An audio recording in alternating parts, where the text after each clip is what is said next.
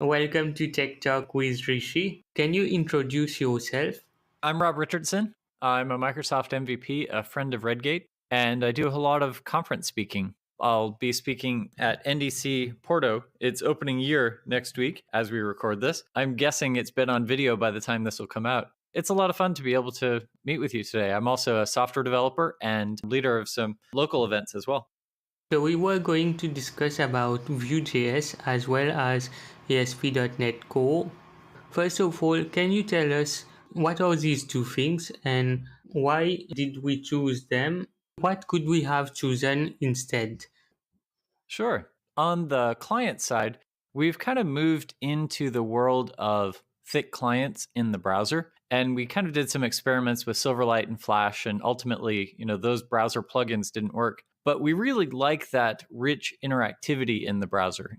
Google Maps and Facebook are great examples of these single page applications, or SPAs, to create that acronym. So we have these SPAs that are thick clients in the browser. And so they're JavaScript based apps. We build these JavaScript apps.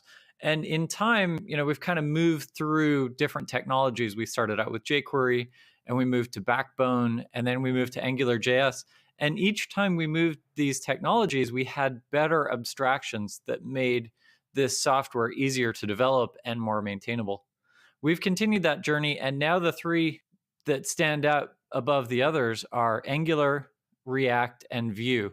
All three of them are great choices. They learn from each other and they've all implemented some really great patterns, web components and Shadow DOM, for example, that make developing these applications easy and fun, but also make very performant applications. So why would I choose Angular or React or Vue over the others? Ultimately, it becomes what makes you happy. Angular is based in TypeScript. And so if you really enjoy TypeScript and C#, Angular may be a great shot. If you enjoy large scale problems like Facebook takes on, then React may be a great choice. React uses JSX. And so it combines HTML and JavaScript together rather than separating them into different pieces like the other frameworks. So if you enjoy that paradigm, the JSX paradigm, then React may be a great choice. Ultimately, Vue is kind of stealing the best of all of the things. There's pieces of Backbone in there. There's pieces of AngularJS in there.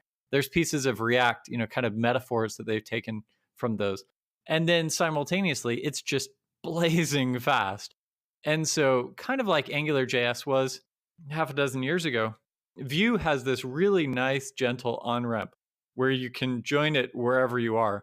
Whether you're just starting with, hey, I need a script tag on my page to be able to add some interactivity, or whether you want to start with the Vue CLI and really build a full single page web application that has a web pack behind it and can do some really interesting things with DevTools. Vue can really match where you're going there and give you that experience. And so that's why I really enjoy Vue. It doesn't try to reinvent the web. It doesn't try to shim other concepts into it, but really takes the best of all of the things that have been there and really makes a very developer-focused platform. So as a front-end application, you could definitely choose Vue, React, or Angular, or Ember. There's still some great stuff built in AngularJS, and you could probably be pretty successful there. So ultimately, the SPA is only as good as the backend that it talks to. And so as we're choosing backend frameworks, we could look at lots of things. We could look at PHP frameworks. We could look at Java frameworks. Node has some great frameworks with Express where we can pop up some really elegant, simple APIs. C# has been my language of choice for a time. And so as ASP.NET rebirthed itself into ASP.NET Core, now a cross-platform and open source framework, then that's been a really great choice for building APIs. It has the strong typing of C# together with the great runtime that is ASP.NET. And so if your chosen framework is PHP and Laravel makes more sense, or if your choice is Node and so Express makes more sense, ultimately, again, find the application, find the framework that makes you happy and really run with it. I've chosen Vue and ASP.NET Core, but in some projects, I'll choose React and Express, or I'll choose Angular and something else. Ultimately, It needs to match the needs of the client and the project. But for our purposes today, let's dig into ASP.NET Core and Vue. I would like to add that Vue is now being used by popular companies including Alibaba, Xiaomi, Adobe, and GitLab. So we are getting a lot of support from these companies for Vue as well. I wanted to know some use cases for when you would use ASP.NET Core with Vue.js together. That's a great idea. Use cases around this.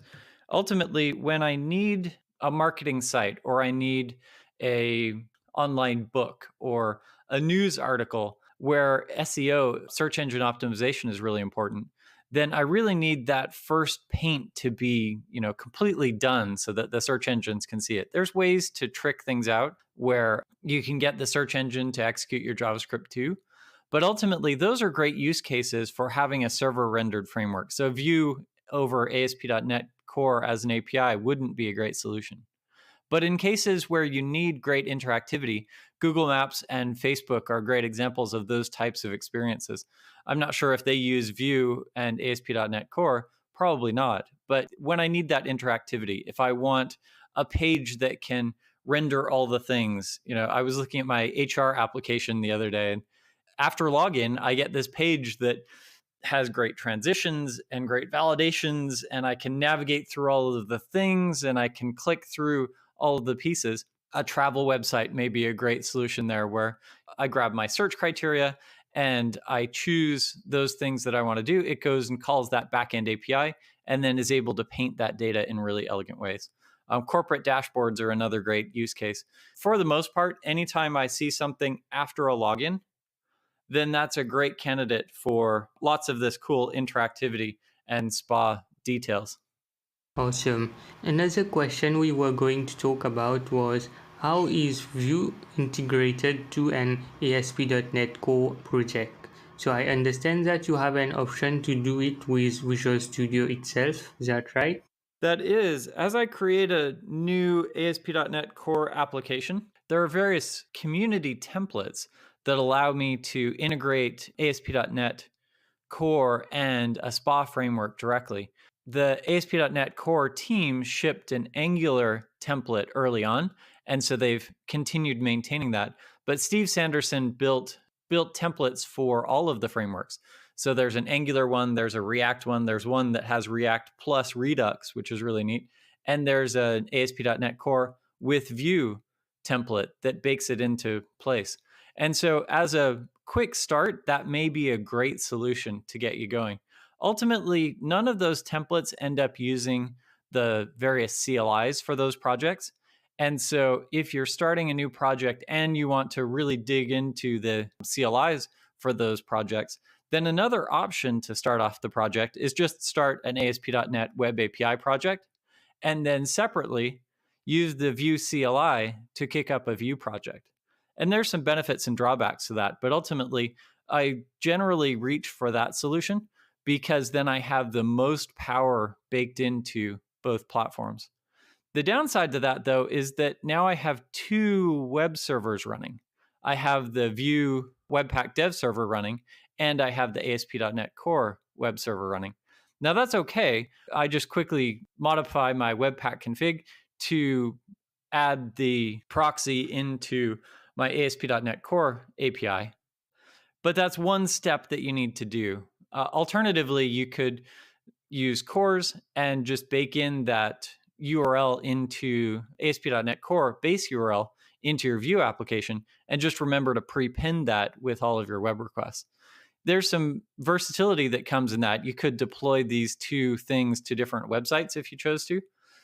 But ultimately, it feels like it adds a layer of complexity. And so, I really like just getting Webpack Dev Server to shim into ASP.NET Core, and then I can just assume everything is running on the same domain. Great, I like your idea also. I've been using ASP.NET Core with Angular too, so that was a bit complicated in the beginning to have everything integrated together. Another question we were going to discuss is what are the skills required to work with Vue and ASP.NET Core? That's a great question. The skills that we need to be able to dig into these two projects. In an ASP.NET Core project, I'm looking at web APIs. I'll have a lot of skills in HTTP, understanding HTTP status codes, request headers, response headers, request methods. Is this a get, put, post, or delete? There's also options and head and other things. And so I'll get a lot of familiarity there with HTTP. And then behind that, it's all C sharp, which is really, really elegant. So I'll dig into the C sharp things and I'll create classes and methods, and I can do some integration tests and unit tests associated with that. The ASP.NET Core ecosystem is really elegant. Once I push compile, it'll validate all of my types, and that's a great first unit test to validate that I've done all of the things correctly. So on the server side, that becomes the C sharp piece. On the client side, inside the browser, the Vue piece, that's written in HTML, CSS, and JavaScript. JavaScript is that major focus of programmability of features. And so JavaScript then is key. I'll still need some HTML to build up my templates, and I'll still need some CSS to make it look great. Leveraging those three skills, JavaScript in particular, I can build up these web components. What's really cool with Vue is I can have these single file components. It ends up being a .vue file, and then I'll have three sections, one for my HTML template, one for CSS styles, which may be SCSS, and one for the JavaScript mechanisms in that component. And so that single file component, then I'm leveraging those skills to build up the details for that piece. Do you know where I can find more about using Vue.js with ASP.NET Core? Is there any specific website that informs you? The really cool thing about all the spas and all of the backend services is they have this common barrier that is HTTP. And so the really cool thing is if I'm more comfortable with a Node backend, I can still learn Vue in all of its fullness. And if I'm more comfortable with Angular on the front end, I can still learn C Sharp and ASP.NET Core in all of its fullness. I really like Pluralsight as a great resource for learning things. And so I'm not familiar with any specific Pluralsight courses, but I would look to Pluralsight for both Vue and ASP.NET Core. Vue also has really, really great documentation. And so just going to the Vue docs site and walking through their tutorials is a great way to get really, really familiar with Vue. There's also Vue.js in Action, a book that is a really great tutorial for Vue. I would like to add some sites that include scotch.io. There's also a blog from Hacker which I will be including in the video description. And finally, we have Code Maze, which have a nice tutorial series on how to integrate Vue with .NET Core and MySQL. So this is also an interesting tutorial. As I understood, you were familiar with both technologies. You've been using Vue and ASP.NET Core together. So what are your likes and or dislikes about these two technologies? What do I like and not like about Vue and ASP.NET working together?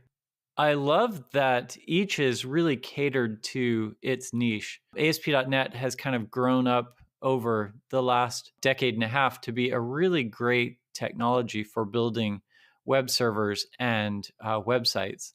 And so I love that it's a really solid, scalable, cloud-ready platform for being able to do all the things. ASP.NET Core then just adds so much more performance and interoperability and speed to that equation.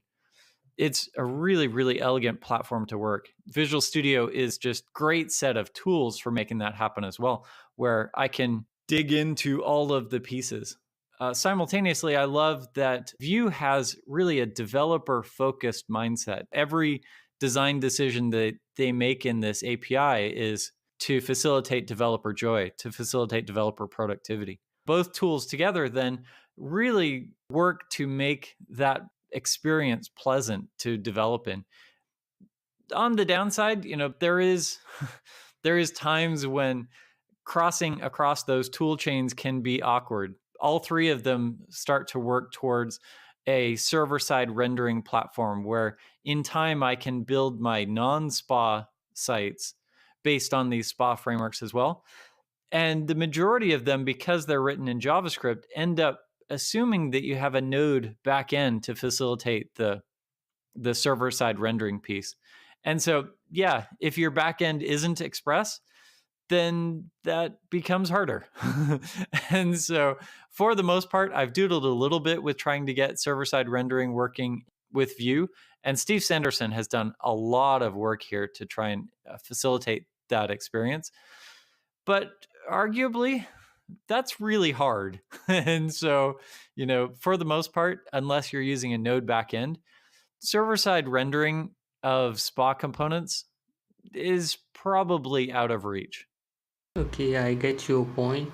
Another thing for me that I find a bit complex with technologies such as Angular and Vue as well. There's breaking changes essentially. You would find that something that was previously working, after you update, it stopped working. So is that something you also encounter? I have encountered that in the past as ASP.NET Core was kind of birthing. It went through being ASP.NET vNext to ASP.NET MVC5 to eventually they realized that this was different enough and they crafted ASP.NET Core. The ASP.NET Core betas and even release candidates were kind of rough.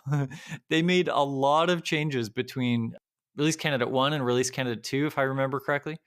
And that process was really rough. ASP.NET Core 1.0 came out, 1.1 came out, and as we got to ASP.NET Core 2, then it really started reaching its stride. We had great tooling built inside Visual Studio, and I think for the most part now, the platform has not really had a whole lot of breaking changes. It's more facilitating features that we didn't have before. It's still growing and booming in great ways there, but I feel like from a breaking changes point of view, it's really settled down and it's that growth has slowed down. From a client side perspective inside Vue.js, then I feel like they also have kind of focused on that developer experience and minimizing breaking change and impact. They're in the process of rewriting Vue 2 to get to Vue 3, and they're rewriting the entire code base in TypeScript. But they've also committed that as long as you're more or less on the paved path with Vue, you probably won't have any breaking changes. It'll all be internal things that make Vue faster and easier to maintain, and then offering new capabilities if you choose to move that direction. React is on 15 or 16 or so by now. Angular is ratcheting up the versions there as well. They're on 7 right now. And so those seem to be moving faster, more breaking changes. But Vue seems to be more settled, moving more methodically. I love that their new model going forward will be request for features, and they'll evaluate them together as a community and ultimately decide where those new features need to go. So hopefully the breaking changes will continue to be minimized there. A lot of companies have started to use .NET Core as their main technology. These companies include GoDaddy, there's also UPS, and then we have Alaska. There's many companies that are starting to use these new technologies at this point. .NET Core as well as Vue is getting more stable. I agree. I think .NET Core is definitely a great platform and it's a great time to dive in. We covered all the question. Is there anything you would like to share? Any links you want me to share? On Twitter, I'm Rob_Rich. I wish I had Rob Rich because everywhere else I am just Rob Rich. So github.com/RobRich. My blog is robrich.org. And from there, you can see all the presentations that I've done recently, in time, including a link to this podcast. And so you can probably see the video from NDC where I've been. I'll post that to my blog in time. And so you can start to follow my adventures there. Twitter may be the great place to reach out to me if you're starting to dive into Vue and ASP.NET Core, or if you have a question about React and Express or Angular or all the things, then hit me up on Twitter and let's definitely dig into your problem and see if we can get a solution for you. You provided some great insight in this podcast about .NET Core and Vue.js. I especially like the part about using Webpack as a second server configuration. This is something I will be trying also. Thank you for being on the podcast and thank you for your time. You're welcome to be on the podcast again in the future. You can just message me. That sounds great. Thanks for having me on. I had a lot of fun today.